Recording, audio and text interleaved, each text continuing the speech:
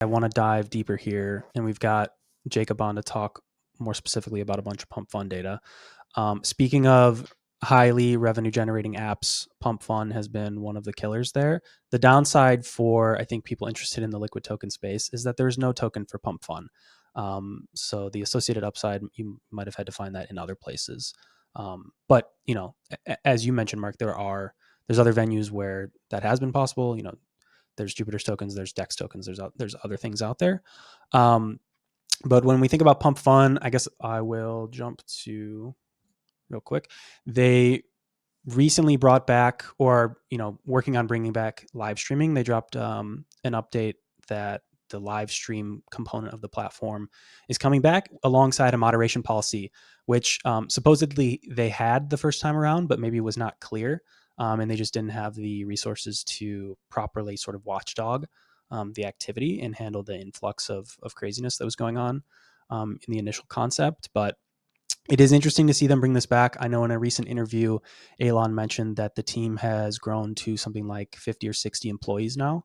I'm sure they've also maybe beefed up some other backend systems to maybe do automated detecting of certain types of things that go against the rules outlined here. But basically, it prohibits all of the content that people were outraged about on Twitter back when live streaming blew up on Pump. So violence, harassment, sexual content, etc.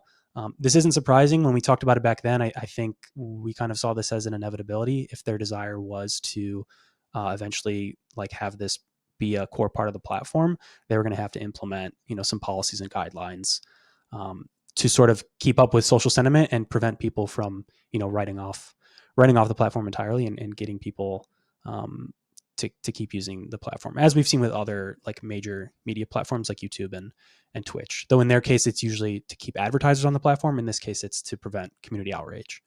But jumping from there, I guess what I want to dive into today, as far as Pump goes, and we have a bunch more data now that we have a PumpFun dashboard on the Blockworks data site, is a couple of questions. One, they just launched PumpSwap a few weeks ago. Digging into a little bit of whether or not that's been successful is maybe a first question.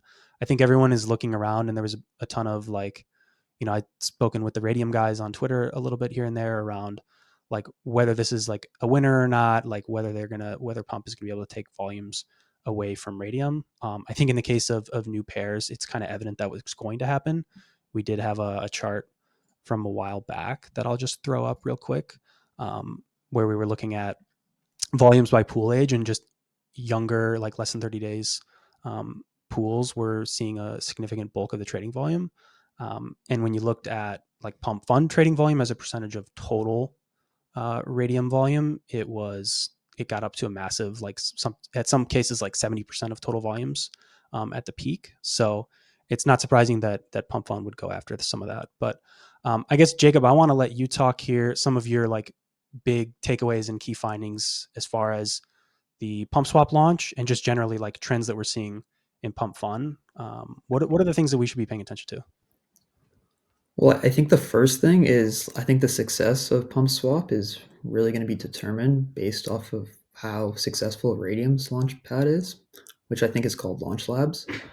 I mean, PumpFun's main kind of thesis on kind of launching their own AMM is that essentially, the token life cycle, the way it goes is, they take essentially a 1% fee on the bonding curve, and then once that reaches 85 SOL accrued in the bonding curve, that used to go to Radium. But PumpFun would also take this kind of 6 SOL graduation fee, and that was the end of the token on terms of monetization for PumpFun for these tokens. And you've seen all these big tokens that have launched from PumpFun with $1 billion market caps and huge trading volume, and PumpFun's not really getting any of that. So their main kind of motivation for this has been pretty much to try to capture that fee, which they've launched their pools, which are kind of 25 bips, which corresponds to exactly the same amount of trading fees as the Radium pool. But also they also took away the graduation fee, which is a 6 SOL type of fee. And I think over time, what you're going to see is they're going to have to really pump some volume up to actually make up for that, because that graduation fee at its peak in January, February of this year, it was about like $1.5 million of revenue per day, and like that's going to be pretty hard because the 5 bips that they're getting off of um, the trading volume itself is very small and insignificant for that. And kind of like what you're looking at right now is that it's really just an extension of their bonding curve platform. Like there isn't really any volume for any of these non-meme coin pairs yet. And I mean, I think it makes sense on the surface. Like there's one pool option, it's 25 bips, there's 20 bips to LPs, 5 to the actual protocol. It's just not going to be competitive with, the other existing platforms out there that are charging 1 bip on a Sol USDC pair.